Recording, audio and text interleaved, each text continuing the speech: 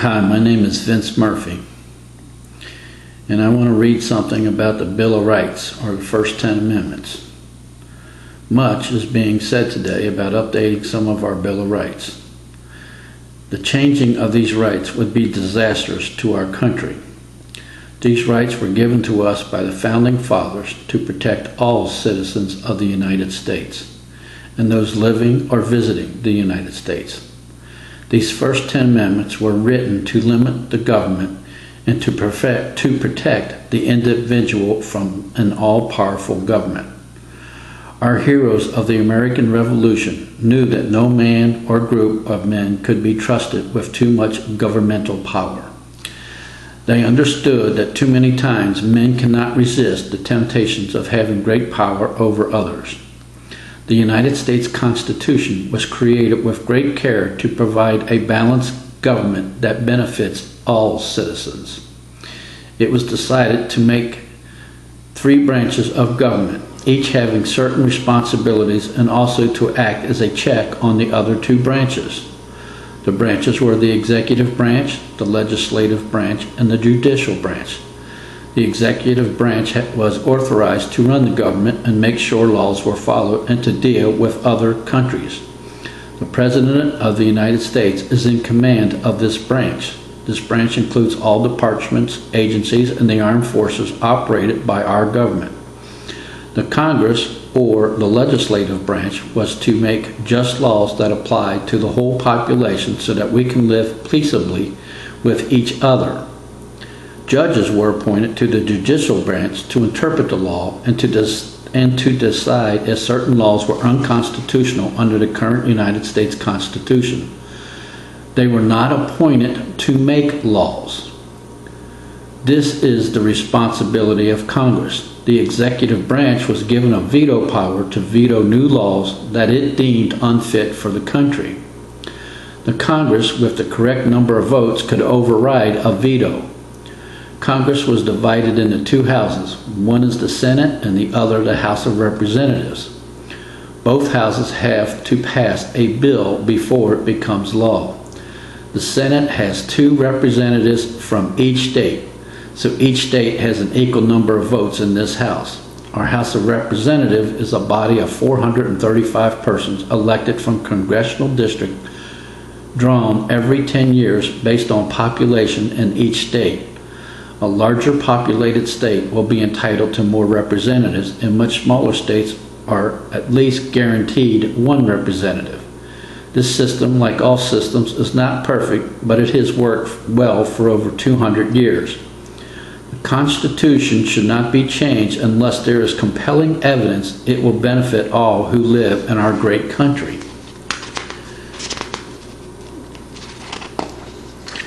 The First Amendment is the greatest of the amendments. The Constitution of the United States is a wonderful document. Its main focus is to protect the individual citizen through a carefully crafted system of checks and balances.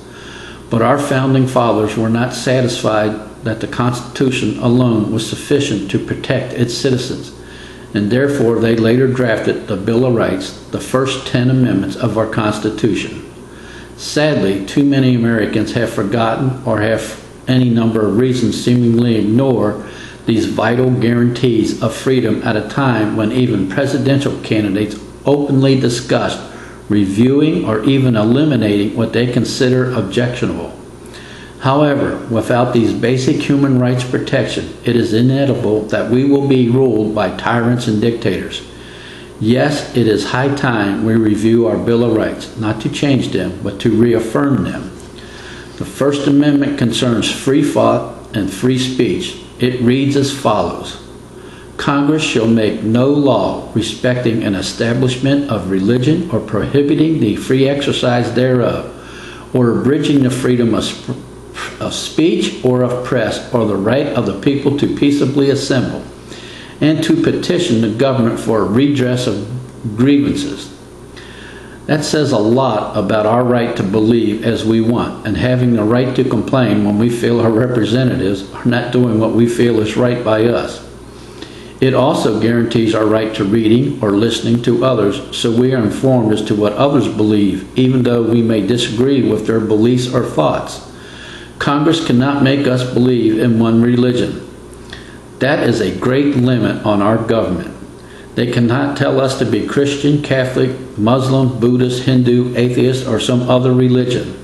These words were penned by men who generally believed in the Christian God, but saw the necessity of freedom of thought and conscience, without which there is no freedom. There cannot be a church of the government or a state church. Government cannot force us to attend a state church or institution. There are many religions and beliefs in the United States when our country was born. This protection allows for free thought of your own beliefs. Unlike other countries in the world that have state religions, in some of these countries you can be punished for not following their strict religious methods or not doing as you are told by their religious leaders. Our way here in America allows for tolerance of others. We here in America want our freedoms to our thoughts and our speech. We should never allow any person or body of persons to take away this right. I have only mentioned the first part of Amendment 1, freedom of thought and religion. The second and third parts are as important in their own right. Freedom of the press is the freedom of knowledge. In Webster's dictionary, the word press has the following definition. Printed matter, especially newspapers and periodicals, as well as comment and criticism of the news media. The printed word or ideas can be found in newspapers, magazines, books, and on the great tool we have today, the internet or the World Wide Web. We should not allow others to limit access to any source of information that makes us better citizens. Too many times in history, those in power have tried to limit information to their citizens. Limiting information is a great tool used by tyrants and dictators. By protecting this right to information, the First Amendment ensures us the freedoms to make informed decisions. The last part of the First Amendment is freedom to file grievance with the government. This means we can tell those representing us we feel that they are wrong in what they are doing. It is a means for us to address issues and problems that we all have. Simple explanations could be the building of a new sewer plant or how to fund our schools. Is that plant being built in the right place to meet the needs of all concerned? Or is school funding being spent in a wise manner? If you feel not, then you have the right to file a grievance with the government. We all hope we have a voice in what the government does. Never let that voice be silenced. Many methods can be used to file a grievance with the government or a person in the government. You can contact your local media or contact your representative in the government.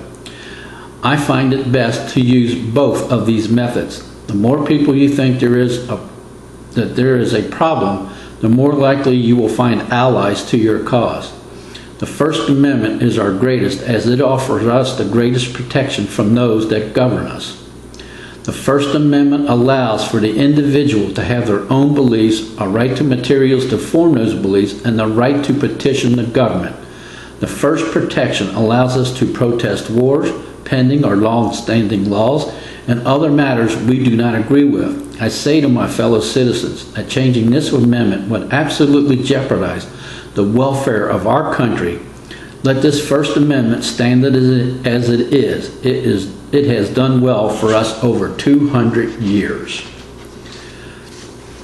Now, the Second Amendment is the amendment that protects the First. The Second Amendment of the United States reads as follows: a well-regulated militia being necessary to the security of a free state, the right of the people to keep and bear arms shall not be infringed. Over the course of time, we have had many interpretations of what this means. Many feels it allows for the individual states of the United States to form a militia to protect their states. It does include this and so much more. Our founding fathers, the men who wrote the Constitution, saw the danger in disarming the common citizen. Being learned men and knowing something about history, they realized that if citizens cannot protect themselves from tyrants, then tyrants would soon rule over us. Only tyrants and dictators want an unarmed people. It makes it so much easier to rule when the people cannot defend themselves. Those that let the government defend us are the ones we should be wondering about. History is full of examples of despots taking away the weapons of those it ruled.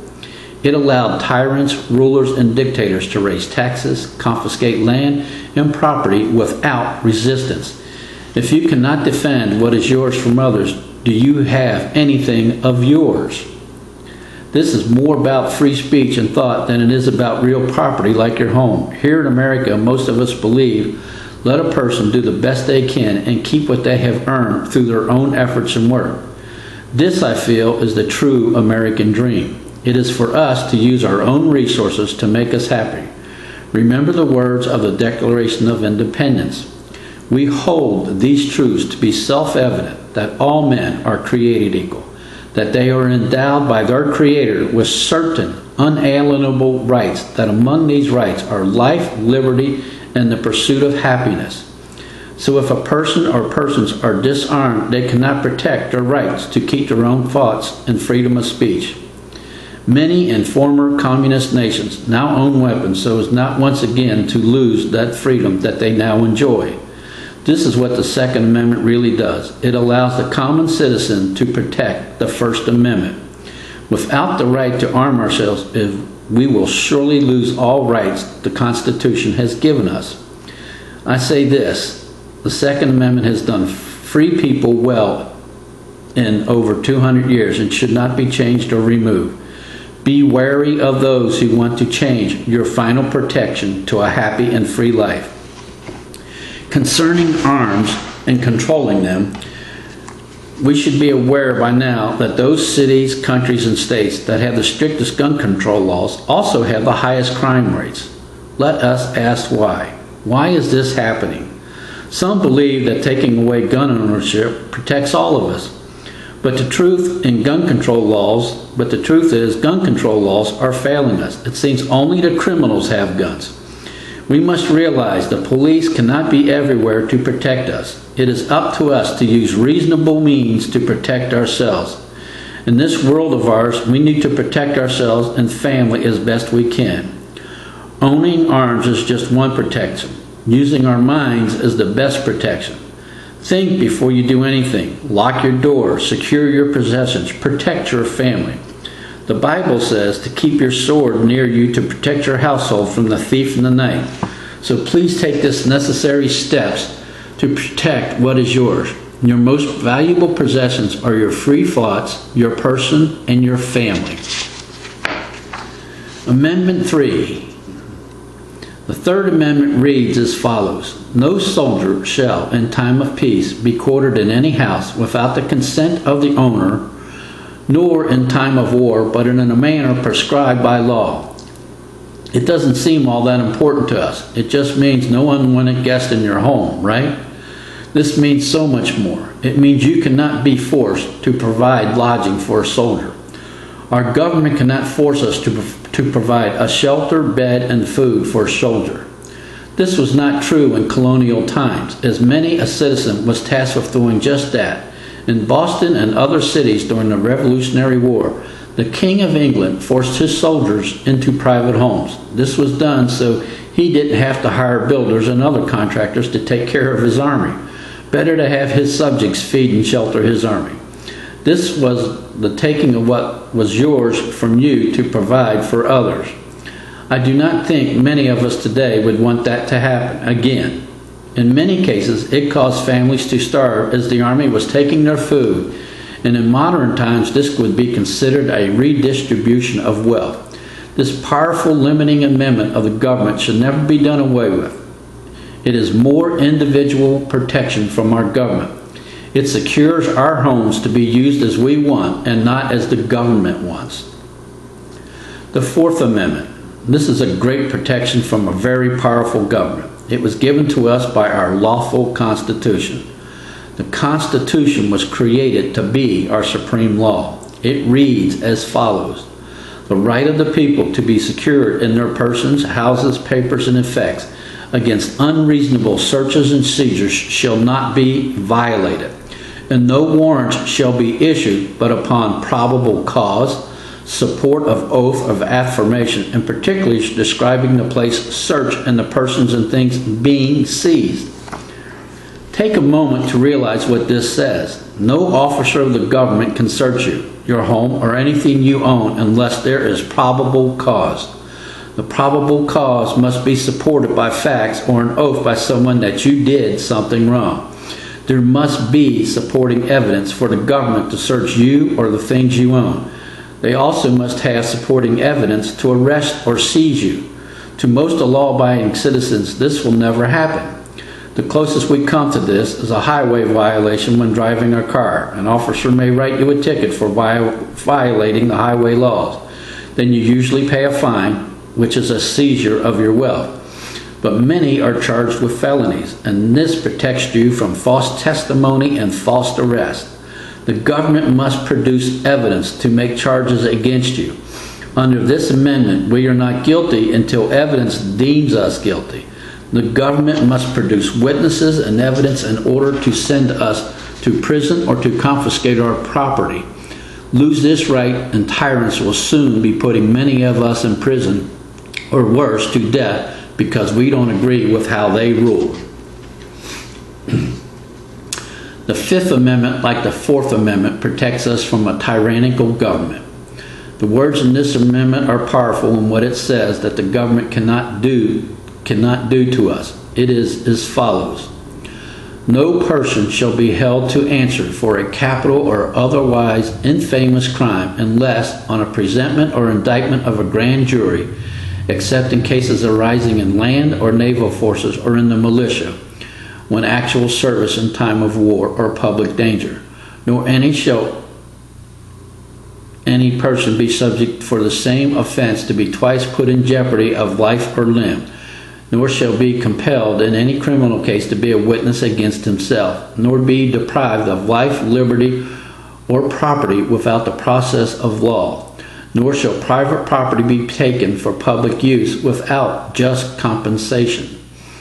Again, our founding fathers knew that truthful testimony and evidence needed to be presented to proper authorities before you could be charged with a crime. The government must have probable cause, as stated in the Fourth Amendment, to charge you with a crime.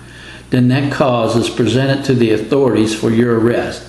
The military handles cases dealing with military personnel, but this amendment still protects those in the service of our country. This cause about not being charged with the same crime twice is very important. Once a charge or charges have been heard in court and you are found innocent, then you cannot be charged for that crime or crimes again. The government must make the case against you based on what it has as evidence or testimony by others against you. The burden is on our court system to find a person guilty of any crime before any fines or prison time can be placed on this. Then if you are cleared of that crime, you cannot be charged again for that crime. This is a great protection of any free society. The latter part of the Fifth Amendment is about eminent domain. The government has no right to any of our property unless it is taken for the greater good of people. Then if taken from us, the government must pay us just compensation for that property. In most states or cities, it means building our roads, a right-of-way for public utilities, or building a government building that serves all citizens. It could mean a new hospital, military base, or utility area for the electric, water works, or some other function provided by government. These things provide for the general welfare of the citizens in any state, county, or city. But none of these government levels can just take your property without good and just cause. I personally believe taking your home to build a retail store is wrong and not a just cause to take your property. I personally believe this amendment has been hijacked by many government representatives. We need to remind our representatives that the taking of property has to serve the general welfare of all citizens. I feel our government representatives in many parts of the country have perverted this cause of the Fifth Amendment. The Sixth Amendment.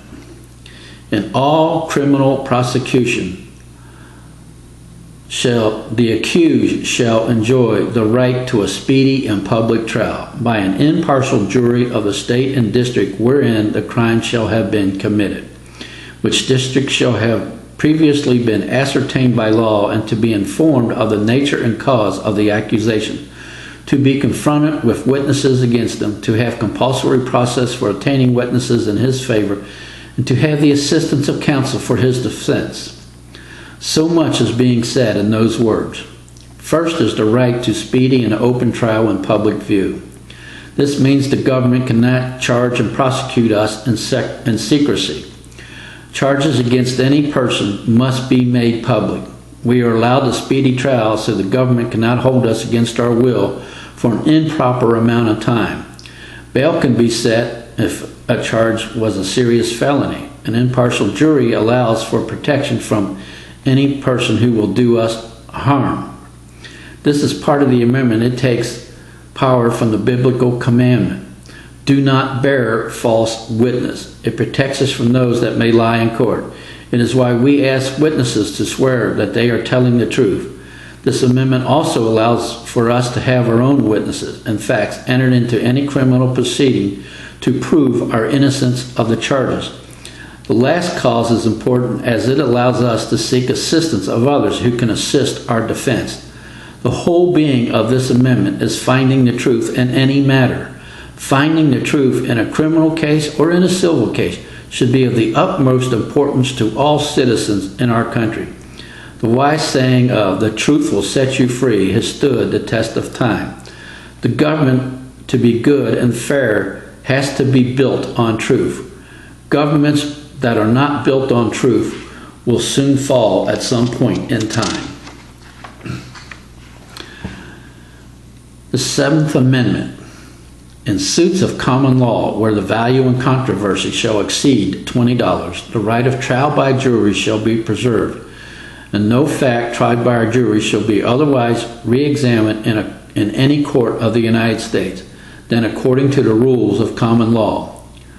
This amendment is meant to protect us from the government and our fellow citizens who may have a just claim against us. Your neighbor may claim you damaged something of his or committed an act of injury to him. The government may claim you damaged it or your actions were harmful to it. Acts covered by this amendment are assault, vandalism, or you caused an accident that may have caused injury or damage to others. It is meant to allow us to recover losses we have due to the actions of others.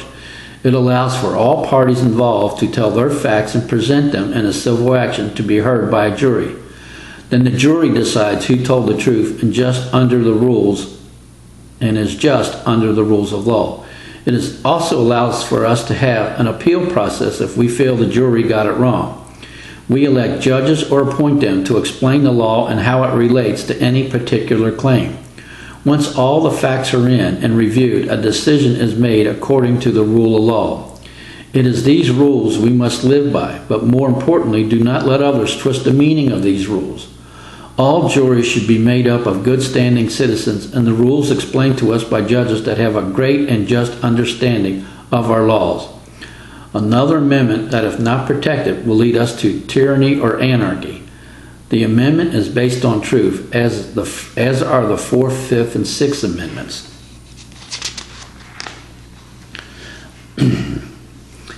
The 8th Amendment. This amendment protects us from excessive punishment or excessive fines. It can be considered an extension of the 4th Amendment. It reads as such: excessive bail should not be required, nor excessive fines imposed, nor cruel and unusual punishment inflicted. No judge or high official can impose such a punishment on us that exceeds our freedoms under the 4th and other amendments. We want fines and punishment to fit crimes, but we do not want them to be cruel. We do not expect a person to be jailed for a minor traffic violation such as speeding. We believe in setting fines for those types of offenses. We trust our lawmakers to write such laws to govern what fines and punishments should be given for crimes against society. If a person commits murder with premeditation, then many feel the death penalty is a proper punishment. They do not consider it to be cruel, as the murderer has shown a total disregard for the sanctity of life and the rule of law. Many feel it is never right to take a life, but common sense tells us better to take a murderer's life than to let that person kill again.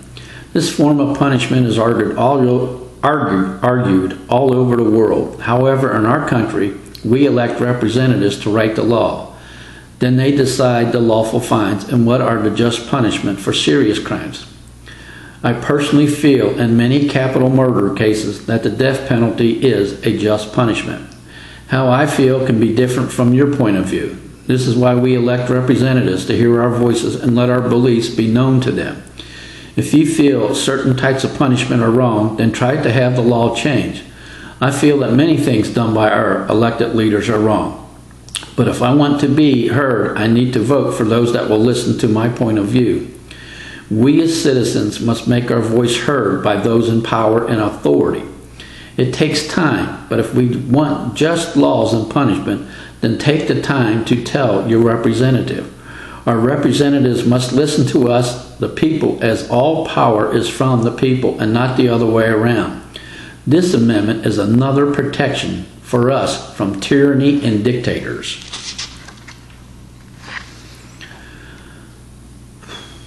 The Ninth Amendment. This amendment is just as important as the First Amendment. It states as such: the enumeration in the Constitution of certain rights shall not be construed to deny or disparage others retained by the people. Many will ask, what is the meaning of this? It means we, the people, retain the right to live as we wish, and the government cannot interfere with our life. It means you can come and go as you please, live anywhere you want, and do as you like. There may be just laws to restrict those rights. Examples: you cannot live on government lands without permission, or you cannot interfere with lawful officials doing their duties. But rather, it lets you decide which state you want to live in, or which city. It is also your right to living by a standard that is based on your core beliefs. It also protects your pursuit of happiness. It allows you to make a lawful living by any talents you may possess. The amendment states the government is restricted by our rights, and those rights cannot be denied to us. The greatest of these rights are life, liberty, and the pursuit of happiness. And finally, I come to the 10th Amendment. This is a further protection from a tyrannical type of government which will try to restrict our rights. The 10th Amendment is very important, and it puts limits on the government. It is written as such: the powers not delegated to the United States by the Constitution, nor prohibited by it to the states, are reserved to the states respectively or to the people. This means if not in the Constitution or a law made by our representatives, then we retain those rights. In our modern world, I feel that those rights are slowly being removed. The states make laws against most crime. Examples are theft, burglary, murder, stealing, fraud, and kidnapping. Some of these crimes may be federal offenses also. But we do not want our way of lawful living to be restricted. This is why amendments restrict the power of the government over us. The Founding Fathers knew it was better to restrict the power of the government. These limits protect us from tyranny and anarchy.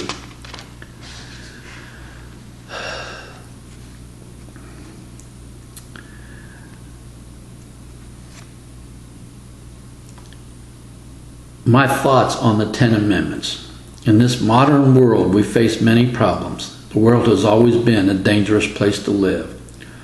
Our Founding Fathers knew how dangerous it could be. They lived under a king that was taking away their livelihood and their means to support themselves and their families. It will do us good to understand why this king was taking these actions. King George of England had been engaged in wars with France and others in Europe. He needed money and resources to fight these wars. The English king, being ruler of the 13 American colonies, taxed them heavily and took much of their property. He made them pay tariffs and taxes that today would seem unlawful to most of us. This led to the American Revolution. The Founding Fathers pledged their lives and fortunes to this cause. The cause was being free to form a more just government by the people. King George had rejected their petitions about the taxes and tariffs and other orders he issued. The colonies won their freedom from King George. The United States of America was formed, and when the colonies won their war with England. The many men and women of that time demanded a form of government that protected the individual from their government. We had great leaders that fought in battles, signed the Declaration of Independence, sacrificed their lives and all their possessions to create a government of and by the people. Many leaders knew it was best to protect the individual from government than to try and protect the collective population. That is why we restrict our form of government. If the least among us is protected, then all of us are protected. To understand how important this was, the first Americans just read about To understand how important this was to the first Americans, just read about Deborah Sansom. She disguised herself as a man so she could fight with the Continental Army. She risked her life to have freedom in a new country not yet created. She was honorably discharged for her service to the Army. She was wounded in battle, and those wounds exposed that she was a woman. Her story shows that many colonists wanted freedom from a tyrant king. They also wanted a fair and just government. This woman, like many men of her time, decided it was better to leave the King of England than to live as servants or slaves to an all-powerful king or government. She showed us that people want freedom to live as they want. We should all know our history concerning the leaders of that time. George Washington, Thomas Jefferson, John Adams, Sam Adams, Benjamin Franklin, John Hancock are just a few of the many who fought and debated to create a new country, whose government was for the people and not against its people. Any person speaking in this country to alter or change any of these amendments does not deserve the honor of being elected or appointed to a post in our government. These persons should be looked upon with great suspicion. Are their motives to better this country or for personal gains? This is a question we should all ask when we hear someone wants to change the Constitution of the United States. I know there are many perplexing issues present in our society. Persons of strong moral character should be the ones elected and appointed to govern over the rest of us. We all need some moral base to decide who to vote for and to represent us, but more importantly, to protect us, the individual. My own beliefs are too many of those in governments have forgotten what was given to us by our founding fathers. These people, I feel, should be removed from office and sent home. I sometimes feel it would do us a great justice if we had term limits on all three branches of the government and not just on the office of the president. History has proven over time that many things done by government or those acting on behalf of the government are wrong. One great example of this is the Dred Scott decision by the Supreme Court. We know that all men should be free to live as they choose. There is no difference between me and my neighbor. They want to make a living for themselves and their families just as all of us want. This can only be done if all are protected, and our first 10 amendments have been directly responsible for this freedom of living and free thoughts. Thank you.